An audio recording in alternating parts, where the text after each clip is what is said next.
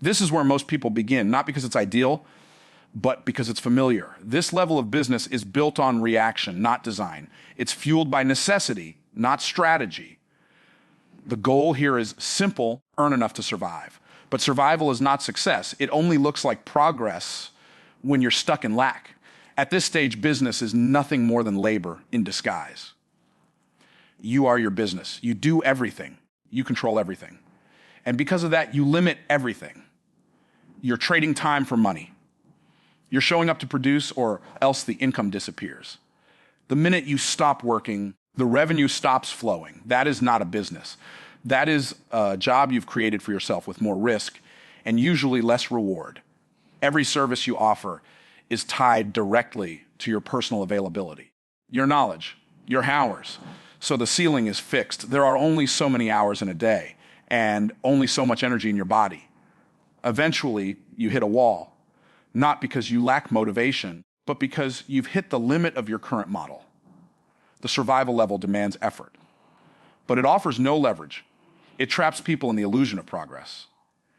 They're moving, they're busy, they're grinding, but nothing is really growing. And if growth does come, it comes at the cost of exhaustion. Income increases, so does stress. So does burnout.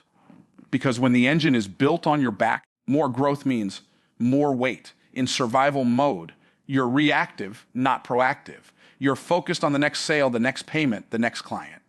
There is no margin to think ahead. There is only the chase to stay afloat. There's a deeper issue here. This level reinforces scarcity thinking. It builds a mindset that sees value only in doing. You believe if you're not working, you're not worthy. If you're not moving, you're falling behind. This thinking becomes a belief. That belief becomes a habit. And that habit becomes a trap. This is why many stay stuck in this level for decades. Not because they lack skill, but because they lack vision. They're loyal to hard work, but blind to smart work. Discipline at this level is difficult because every moment feels urgent. But discipline is what opens the exit. Discipline to pause and plan. Discipline to build even when building feels slower than earning. The greatest temptation here is comfort. You learn how to make it work. You develop routines, you get used to the cycle. Eventually, you say things like, I just need a few more clients. I'll scale next year. This is just a season, but the season becomes your structure, and structure becomes your ceiling. To move past this level, a shift must occur, not in strategy, but in identity. Stop asking, how can I do more? Start asking, how can this business function without me? That question changes everything.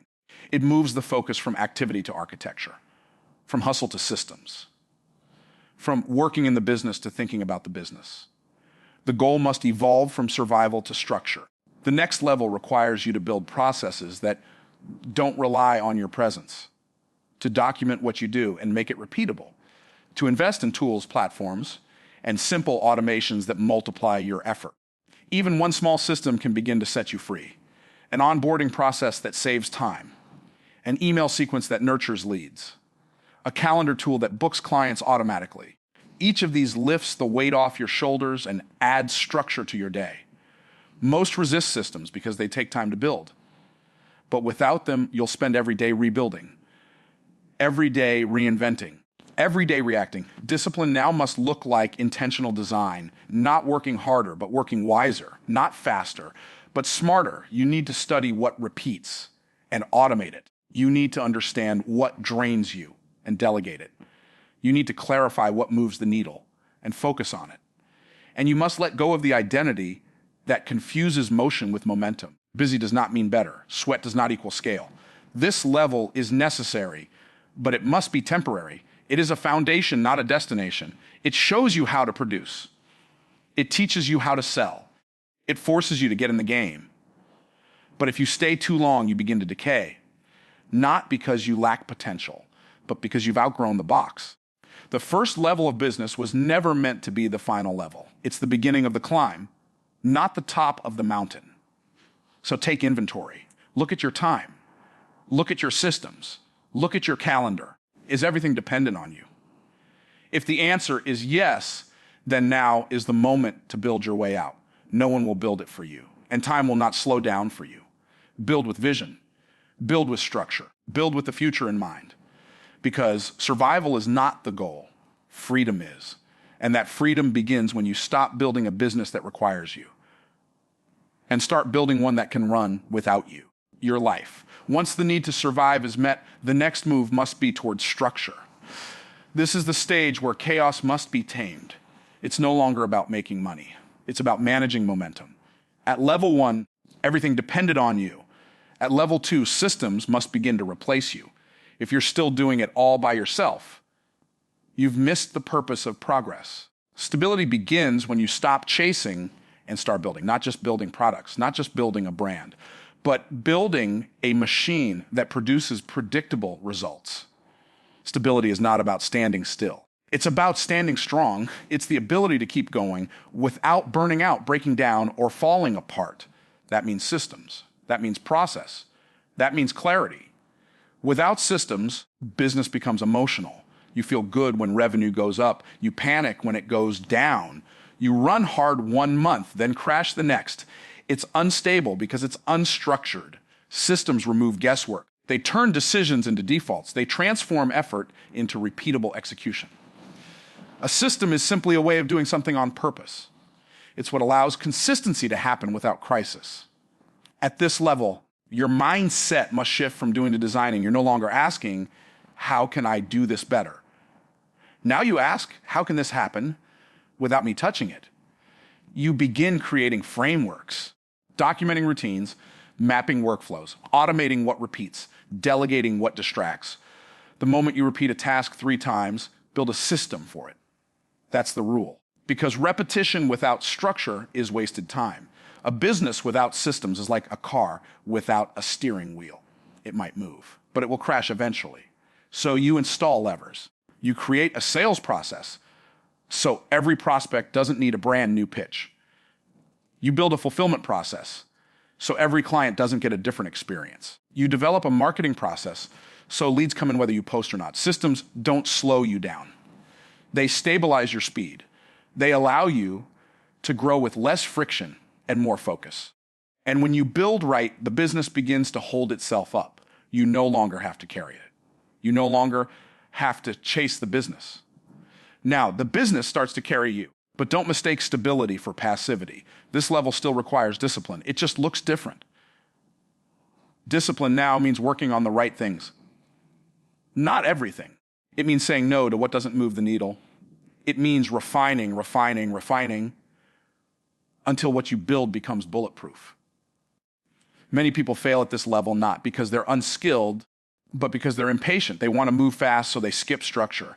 And what they build breaks under pressure. But stability is built slowly, strategically, intentionally. And it must be built before scale. You don't scale chaos, you scale systems. You don't grow a business by growing confusion. You grow it by growing clarity. And that clarity comes when your systems serve 3 purposes. 1, they save you time. Time is the most expensive cost in business. Systems allow you to reclaim hours used to waste solving the same problems again and again. 2, they protect your energy. Without systems, your mind is constantly occupied by small tasks. With systems, your focus returns to what matters. 3, they prepare you for growth. Systems turn your hustle into a model. They allow you to plug in people, platforms, and processes as the business expands. This is where your thinking must level up. You are not just building for income anymore. You're building for infrastructure. Revenue without stability creates pressure. Revenue with stability creates power. You don't just want money. You want a model that runs, whether or not you're watching it. This level requires the maturity to slow down long enough to fix what's fragile, the honesty to admit what's broken, and the leadership to replace the old way with a better way. Here's the truth: a business that depends entirely on a person is not a business. It's a bottleneck. Eventually, something breaks. That something is usually you. So stop solving problems once. Start solving them forever. Don't ask how to get through the day. Ask how to build a system so the day runs without friction. And make no mistake, systems are not just software. They are standards. They are expectations. They are rhythms. They are habits enforced through consistency. Structure is what allows freedom. Freedom is not doing anything. Freedom is having control over what you do when you do it and why you do it. Stability is the bridge between surviving and scaling. It is the hinge on which momentum swings. If you build systems now, your future becomes scalable. If you ignore them, your future becomes stressful. So the question is simple. What must you systematize today to free yourself tomorrow? What must you stop doing manually so you can start building intentionally? The business will only be as stable as the structure behind it. Decide now to move beyond hustle. Choose to build a business that runs with rhythm, where excellence is not accidental, it's engineered. The goal is no longer just cash flow. The goal is operational peace, not panic, not pressure, but purpose structured through precision. Because once the structure is solid, the growth has somewhere to stand. Stability creates the foundation, but scale demands expansion. Once systems are in place, the business must now grow beyond the individual. It's time to multiply the impact, not just manage the operations. At this level, the business must stop depending on a few and begin depending on a model that can stretch, a model that can multiply, a model that doesn't just work, it wins at volume. The primary shift here is no longer just from doing to designing, but from controlling to leading, from executing the work to elevating others to do the work well. Scale is not simply about doing more. It's about doing more through others and more through automation. That requires trust. It requires training. It requires systems built for people and people prepared for systems. You begin to hire intentionally, not for tasks, but for roles, not just for help, but for growth. The focus now becomes team building and delegation. You stop being the technician. You start being the builder of builders. Your team is not there to free up your time. They're there to fulfill your mission. And it's your job to equip them, not just employ them. A strong team doesn't remove responsibility, it multiplies effectiveness. It turns a one-man mission into a shared movement. To scale, the business must no longer depend on you. It must depend on systems, people, and platforms working together in alignment. You no longer grow linearly, you grow exponentially. Because now, multiple hands touch the work. Multiple brains bring ideas. Multiple voices carry the brand. But this level also demands more precision, more structure, more clarity. Confusion at scale becomes costly. One unclear instruction to one person might be fine, but unclear direction to a team of 10, 20, or 50, that leads to breakdowns. That creates culture cracks. That destroys momentum. So clarity becomes the new discipline. Clear roles, clear processes, clear expectations, clear outcomes. You don't just hand off work, you define how the work gets done and what success looks like at every level. Platforms now play a central role. You automate what's repeatable. You digitize what's scalable. You use tools to buy back time, whether it's marketing, sales, delivery, or operations. Everything that can be systemized must be systemized. This is where platforms like CRMs, learning management systems, email marketing tools, and workflow automations become your strategic allies, because platforms carry the weight when people cannot. They allow consistency without burnout. They make operations visible. They allow your vision to scale faster than you can personally move. This is also the level where your personal limitations become visible. You begin to confront what you've outgrown. Old ways of thinking, old pricing structures, old offers that don't serve your future. And the greatest discipline here is letting go of what no longer fits. Letting go of comfort, letting go of familiarity, letting go of habits that served a small business but now sabotage a scalable one. The mindset must now shift from capacity to capability. Don't just ask, can we handle more? Ask, can we handle better? Don't just grow wider, grow deeper. Build infrastructure that won't crack under pressure. Strengthen culture so values don't erode in expansion. Refine operations so service remains excellent at scale. You're no longer just running a company. You're running a machine, and machines must be tuned constantly. You inspect data. You measure KPIs. You fix what's misaligned. You coach the team. You tighten the loops, and you remove the friction. This level is where businesses either break through or break apart. Because success creates complexity, and complexity must be simplified, or it will crush your progress. At the scale level, discipline becomes leadership. You don't just build processes. You build people who run the processes. You create layers of leadership. You give decision-making authority. You shift from telling everyone what to do to developing others who decide with clarity. Micromanagement must die here because micromanaged businesses don't scale, they stall. Scale only works when vision is clear enough that others can run with it. When people believe in the mission. When the culture enforces standards. When the business begins to move with or without you. And that's the point. To create something that operates independently, that produces results consistently, that grows profitably, without needing your presence every hour. It's not about building bigger just for the sake of size. It's about building stronger so the business becomes sustainable, so it can serve more people, create more impact, generate more wealth, and do so on a predictable, repeatable basis. At this level, you stop chasing money and start managing momentum. You stop focusing on what you can do and focus on what the machine can deliver. And when you reach this point, the business becomes a platform for something greater. You've built a team. You've installed platforms. You've created leverage. And now you are free to look beyond growth to something more powerful than profit. That next level is significance. But only those who scale with wisdom ever reach it. So the question is, are you scaling people or just adding pressure? Are your platforms creating freedom or creating friction? Is your business designed to expand or destined to explode? Build to scale, build to last, and build with people and platforms that multiply what you've mastered. Because when the machine runs strong, you can finally rise above it and lead from vision, not from stress. There's a level beyond profit, beyond systems, beyond scale. It is the level where business becomes a force for lasting transformation. This is significance, not the kind that demands attention, but the kind that defines impact measured in generations, not just quarters.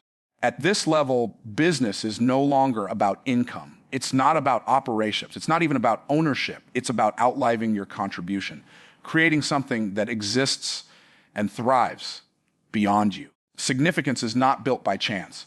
It is engineered through intention.